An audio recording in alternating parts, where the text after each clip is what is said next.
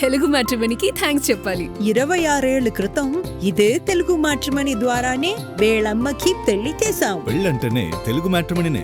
America Iran యుద్ధం ప్రభావం ప్రపంచ ఆర్థిక వ్యవస్థపై తీవ్రంగా పడుతోంది. చమురు ధరలు పెరుగుతున్నాయి, ఎరువుల ధరలు ఆకాశాన్ని అంటుతున్నాయి, విదేశీ మారక నిల్వలపై ఒత్తిడి పెరుగుతోంది. ఈ పరిస్థితుల్లో దేశం 3 Fలపై ప్రత్యేక దృష్టి పెట్టాలని కేంద్ర ఆర్థిక మంత్రి నిర్మలా సీతారామన్ హెచ్చరించారు. ఫ్యూయల్, ఫర్టిలైజర్, ఫారెక్స్ ఈ 3 రంగాలే ఇప్పుడు భారత ఆర్థిక వ్యవస్థకు అతిపెద్ద సవాళ్లుగా మారాయని ఆమె స్పష్టం చేశారు. పశ్చిమాసియా యుద్ధం ప్రపంచ మార్కెట్లను కుదిపేస్తుంది. ముఖ్యంగా ప్రపంచ చమురు సరఫరాలకు కీలకమైన హర్ముజ్ జలసంధిలో నెలకొన్న ఉద్రిక్తతల కారణంగా అంతర్జాతీయ మార్కెట్లో ముడి చమురు ధరలు భారీగా పెరిగాయి. దేశ అవసరాల్లో దాదాపు 90% వరకు చమురును దిగుమతి చేసుకునే భారత్పై ఈ ప్రభావం తీవ్రంగా పడుతోంది. గత 11 రోజుల్లోనే పెట్రోల్ ధర లీటర్కు ₹7.38 పెరగడం పరిస్థితి తీవ్రతను తెలియజేస్తుంది. పెరుగుతున్న ఇంధన ధరలు రవాణా నుంచి నిత్యావసర వస్తువుల వరకు ప్రతి రంగంపైన ప్రభావం చూపే అవకాశం ఉందని ఆర్థిక నిపుణులు హెచ్చరిస్తున్నారు. ఇలాంటి పరిస్థితుల్లో ముంబైలో జరిగిన సిడ్బీ కార్యక్రమంలో మాట్లాడిన కేంద్ర ఆర్థిక మంత్రి నిర్మలా సీతారామన్ దేశం 3 Fలపై అప్రమత్తంగా ఉండాలని సూచించారు. ఫ్యూయల్, ఫెర్టిలైజర్, ఫారెక్స్ ఈ 3 ప్రస్తుతం దేశ ఆర్థిక వ్యవస్థను ప్రభావితం చేసే ప్రధాన అంశాలని చెప్పారు. ఇంధన ధరలు మాత్రమే కాదు, ఎరువుల ధరలు కూడా ఊహించని స్థాయికి చేరుకున్నాయని పేర్కొన్నారు. బంగారం ధరలు పెరుగుదలతో పాటు విదేశీ మారక నిల్వలపై ఒత్తిడి పెరుగుతోందని తెలిపారు. విదేశీ మారక నిల్వలను పరిరక్షించుకోవాలని ప్రధాని మోదీ చేసిన పిలుపు ఇప్పుడు మరింత ప్రాధాన్యం సంతరించుకుందని సీతారామన్ స్పష్టం చేశారు. 3 Fs: fuel, fertilizer and foreign exchange.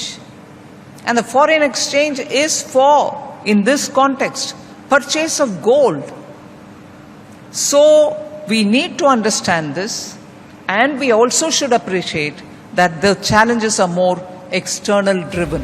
మధ్యప్రాచ్య సంక్షోభం కేవలం రాజకీయ సమస్య మాత్రమే కాదని, దాని ప్రభావం నేరుగా వ్యాపారాలు, పరిశ్రమలు, సామాన్య ప్రజలపై పడుతుందని కేంద్ర ఆర్థిక మంత్రి హెచ్చరించారు.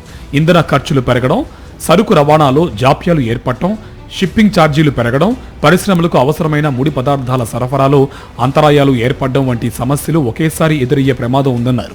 అంతేకాదు, ఎగుమతుల ఆర్డర్లలో అనిశ్చితి, పరిశ్రమల వర్కింగ్ క్యాపిటల్పై ఒత్తిడి కూడా పెరిగే అవకాశం ఉందని పేర్కొన్నారు.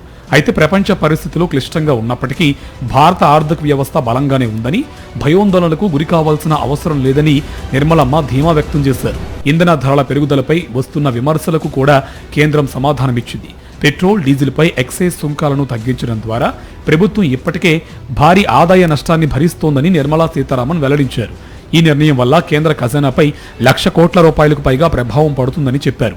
మరోవైపు సూక్ష్మ, చిన్న, మధ్య తరహా పరిశ్రమలకు చెల్లించాల్సిన బకాయిలు ₹8 లక్షల కోట్ల పైగా ఉన్నాయని పేర్కొంటూ ప్రభుత్వ రంగ సంస్థలు 45 రోజుల్లోగా చెల్లింపులు పూర్తి చేయాలని సూచించారు. జీఎస్టీ వసూళ్లు, దేశీయ డిమాండ్, ప్రైవేటు పెట్టుబడులు వంటి కీలక సూచనలు సానుకూలంగానే ఉన్నాయని, అంతర్జాతీయ సంక్షోభాల మధ్య కూడా భారత ఆర్థిక వ్యవస్థ నిలకడగా ముందుకు సాగుతుందని కేంద్రం చెబుతోంది.